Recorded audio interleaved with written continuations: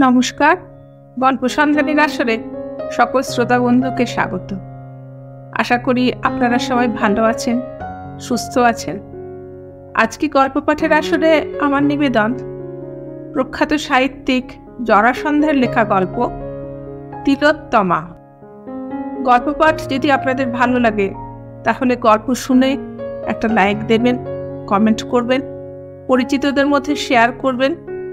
আর যারা নতুন আমার চ্যানেলে এসেছেন তারা সাবস্ক্রাইব করে আমার সাথে থাকবেন। শুরু করছি আজকের গল্প তিলোত্তমা। অত গভীর মনোযোগ দিয়ে কি দেখছ? বলতে বলতে ঘরে ঢুকলেন মিস্টার ঘোষ। বড় সওদাগরি অফিসে অনেকখানি উপরতলার চাকরি। ছুটির দিন বলে বেশ পাশে কিছুটা ঢিলে ঢালা। মুখে পাইপটি অবশ্য ঠিক আছে। কাছে এসে যেন আটকে উঠলেন। আরে এই যে দেখছি বাংলা কাগজ। লাহিড়ী সাহেব মাথা না তুলে একটু হাসতেন। কারে পড়লে বাঘেও ঘাস খায় জানো তো? মানে? এবার মুখ তুললেন মিস্টার লাহিড়ী।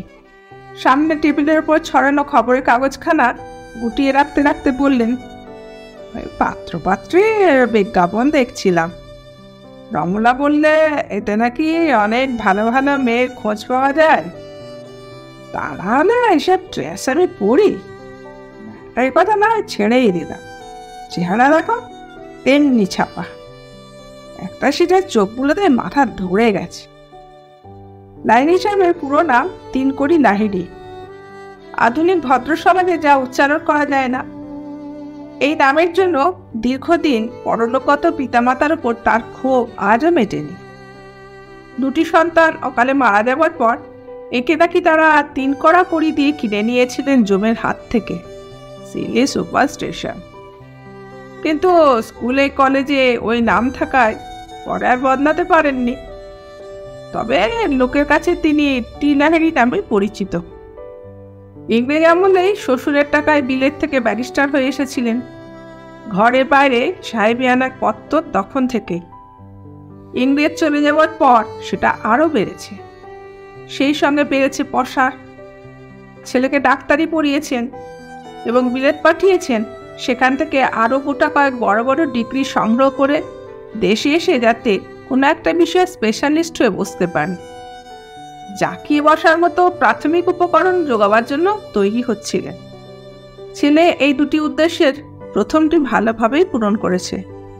অর্থাৎ তার নামের পরে এমন কতগুলো হরফ যুক্ত হয়েছে যা বিধান রায় প্রমুখ 2-4 জন অত্যন্ত কৃতী ছাত্র ছাড়া আর কোনো ভারতবাসী আজ পর্যন্ত অর্জন করতে পারেনি। লাহিড়ী সাহেবের দ্বিতীয় উদ্দেশ্য অবশ্য সফল হয়নি। সে ওখানে একটা বৃহৎ অঙ্কের চাকরি জোগাড় করে স্থায়ী বাসিন্দা হয়ে গেছে। সুদূর ভবিষ্যতেও দেশে ফেরার কোনো ইচ্ছা নেই। মিসেস লাহিড়ী বড়লোকের ঘর থেকে এসেছিলেন, তবে সেখানকার ধরন ধারণ খুব একটা আধুনিক নয়। শীর্ষেন্দুকে বিলাত পাঠাতে তার আপত্তি ছিল না, তবে তার আগে একটা মনোমত বউ ঘরে আনার ইচ্ছা ছিল। স্বামীর কাছে প্রকাশও করেছিলেন। লাহিড়ী সাহেব কথাটাকে বিশেষ আমল দেননি। ইন্দুর ওপর তার প্রগাঢ় আস্থা। আপনার মতে সে কিছু করবে না। তাছাড়া ধরে নিয়েছিলেন সে তো কয়েক বছর পরেই ফিরে আসছে, এখানে প্র্যাকটিস করবে। ততদিন একটা যুবতী মেয়ে স্বামীর কাছ থেকে বিচ্ছিন্ন হয়ে একা একা তাদের কাছে পড়ে থাকবে, সেটা কারো পক্ষেই সুখের হবে না। আর একটা কথাও ভেবেছিলেন, এখানকার একজন এমবির চেয়ে একটা ফরেন ডিগ্রিওয়ালা কৃতি ছেলের পাত্র হিসেবে কদর অনেক বেশি। বিয়ের বাজারে বড় রকম দাও মারার অভিপ্রায়ও হয়তো মনে মনে পোষণ করেছিলেন লাহিড়ী সাহেব। মিস্টার ঘোষ বললেন, মেয়ের খোঁজ করছো? ছেলে আসছে নাকি? হ্যাঁ, ডিসেম্বরের মাঝামাঝি এসে পড়বে। পুরো মাস দেড়েক সময়ও নেই। এর মধ্যে একটি মেয়ে ঠিক করে ফেলতে হবে। বিয়ে করতে রাজি হয়েছে? তাহলে রাজি করাতে হয়েছে।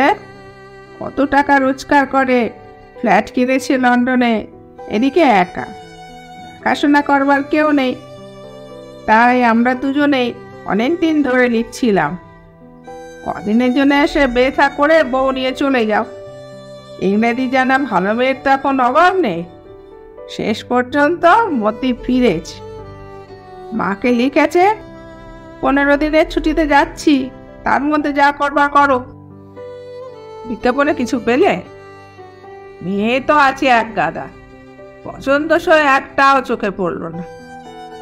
তাই ভাবি আমি একটা ইনসারশন দিই। তাই ভালো, পাত্রপক্ষে রিকোয়ারমেন্ট জানিয়ে দিলে সেই মতো পার্টি আসবে, তার থেকে বেছে নেওয়া সহজ। তাহলে এসো, এখন একটা ড্রাফট করে ফেলা যাক। আমার আবার বাংলা টাংলা যেমন আসে না। আমারও তাই, তবে কিছুটা হেল্প করতে পারবো আশা করি। তুমি আগে একটা দাঁড় করাবার চেষ্টা করো। লাহিড়ী সাহেব একটা প্যাড নিয়ে শুরু করলেন। লন্ডন প্রবাসী, উচ্চ উপাধিধারী, উচ্চ উপার্জনকারী। ঠিক হচ্ছে তো? মিস্টার ঘোষ একটু ভেবে বললেন, শেষ শব্দটা যেন কেমন কেমন লাগছে। হাই ইনকাম বলতে চাও তো? হ্যাঁ, ওটাই তো আসল। তাহলে সুপাই বলতে পারো। ঠিক বলেছ, ঠিক বলেছ। কাগজেও ওই কথাটা দেখলাম দু এক জায়গায়। মিস্টার লাহিড়ী লিখে চললেন, সুপাই ডাক্তার পাত্রের জন্য প্রকৃত সুন্দরী, উজ্জ্বল গৌরবর্ণা, দীর্ঘাঙ্গী, উচ্চশিক্ষিতা, স্বাস্থ্যবতী, লাবণ্যময়ী, মধুর স্বভাবা। আর কি লিখব? উচ্চশিক্ষিতার পরে ব্র্যাকেটে লিখে দাও ইংরেজি ভাষা ও কথাবার্তায় বিশেষ উৎপত্তি সম্পন্ন। ওটাই তো আগে দরকার। অনেক এমএ পাস মেয়ে পাবে, দোলাই ইংরেজি বলতে পারে না। সেরকম হলে তো চলবে না। ঠিক বলেছ, ঠিক বলেছ। এবার তাহলে শেষ করি। না, রমলাকে একবার জিজ্ঞাসা করা দরকার, তার যদি কোনো ফরমাস থাকে। মিসেস লাহিড়ীকে ডেকে পাঠানো হলো। তিনি খসড়াটা শুনে বললেন, আসল কথাই তো বাদ দিয়েছ। ভালো বংশের মেয়ে হবে, সংসারে কাজকর্ম জানা চায়, বয়সটাও বলে দা। 20 বছরের বেশি হলে খোকার সঙ্গে বানাবে না। মায়ের সঙ্গে মেয়েও এসেছিল, সে বলল, আর নাচ গানের কথাও তো লেখুনি, অন্তত গান না জানলে চলবে কেন? লাহিড়ী সাহেব যোগ করলেন, সৎ বংশজাত, গৃহকর্ম নিপুণা, সঙ্গীতজ্ঞা, অনূর্ধ্ব 20 বছর বয়স্কা ব্রাহ্মণ পাত্রে আবশ্যক। সদ্য তোলা ফটো সমেত যোগাযোগ করুন।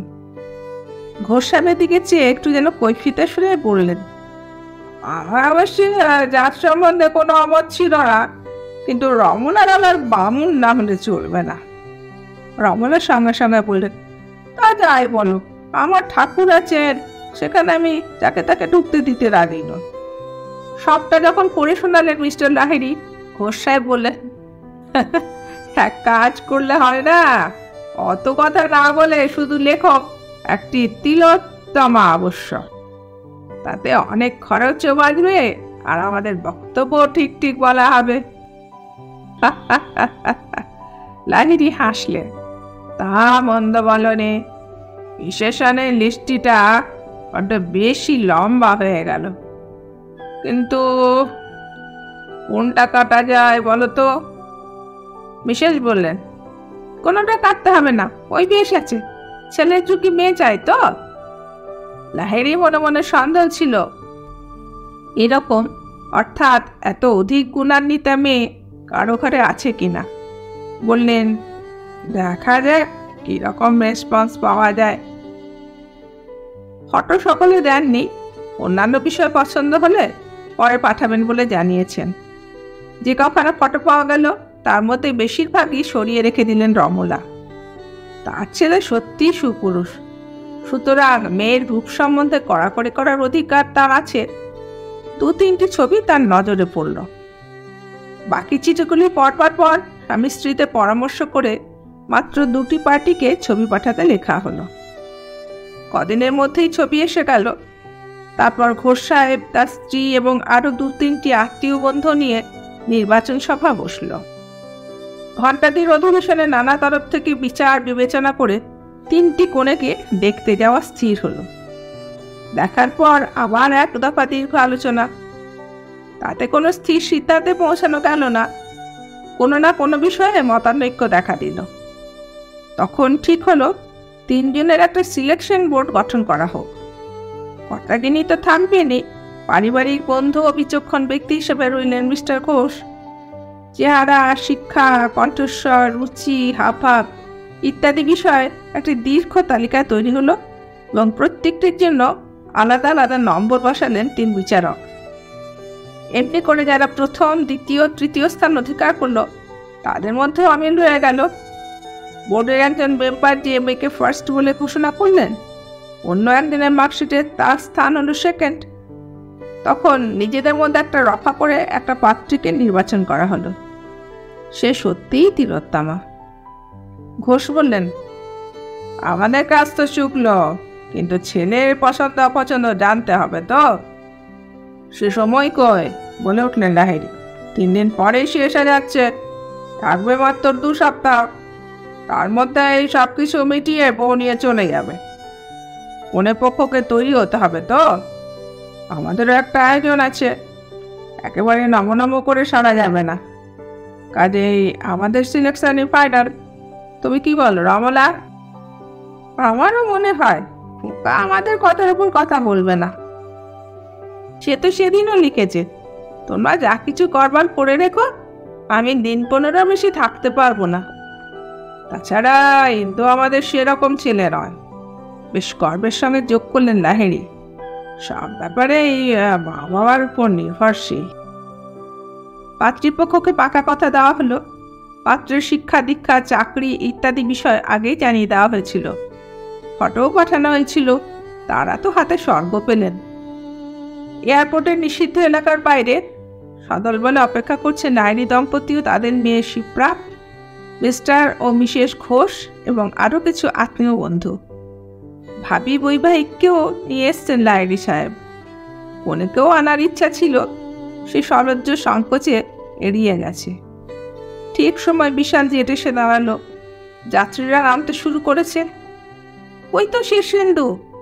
একটু কাছে আসতেই শিপ্রা বলল, দাদা কি সুন্দর হয়েছে দেখো মা। মা অভিভূত হয়ে পড়েছিলেন। একটা কি বলতে গেলেন, স্বর ফুটল না। কাছে এসে প্রণাম করতেই ছেলেকে জড়িয়ে ধরলেন। 2 চোখ জলে ভরে গেল।